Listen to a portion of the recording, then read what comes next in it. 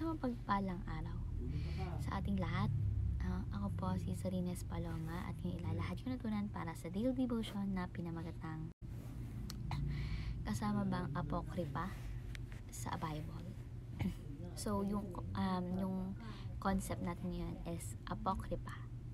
So yung scripture natin ngayon umaga is Luke chapter 24 verse 44 na sinasabi, He said to them, "This is what I told you while I was still with you. Everything must be fulfilled that is written about me in the law of Moses, the prophets, and the Psalm." Sa Tagalog, pagtapos ay sinabi niya sa kanila, ito ang tinutukoy ko nang sabihin ko sa inyo nung kasama pa ninyo ko. Dapat matupad ang lahat na nasulat tungkol sa akin sa kautusan ni Moises, sa aklat ng mga propeta at sa aklat ng mga awit.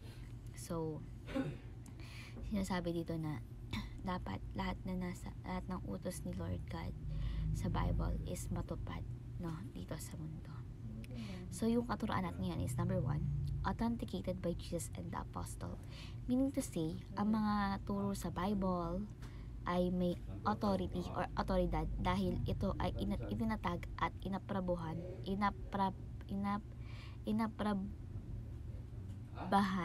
ni Jesus Christ at syempre ng mga apostol din.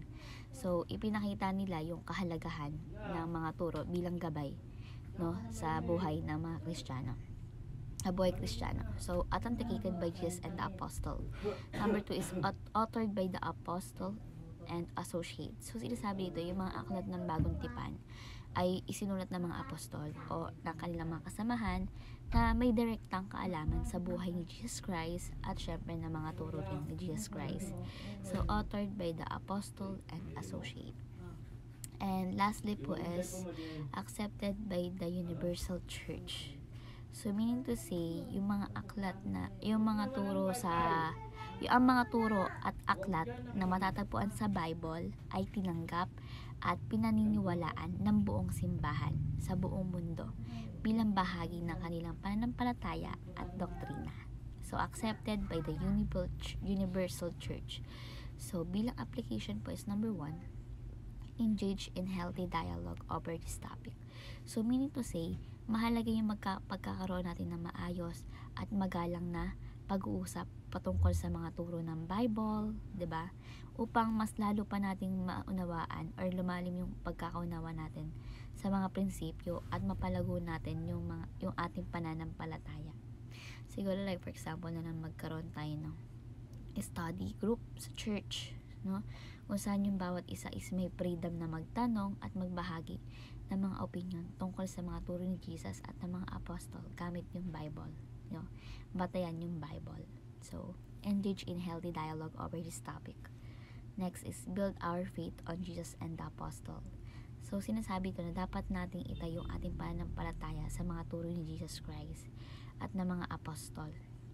Dapat sila dahil sila yung mga nagdala ng mensahe ng kaligtasan at syempre sa buhay na walang hanggan.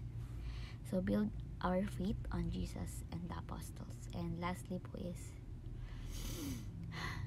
examine all authorities and believe using the Bible. So, meaning to say, hindi lang basta pag nagbasa ka ng Bible is basa lang talaga. Dapat pag nakahawak ka ng Bible or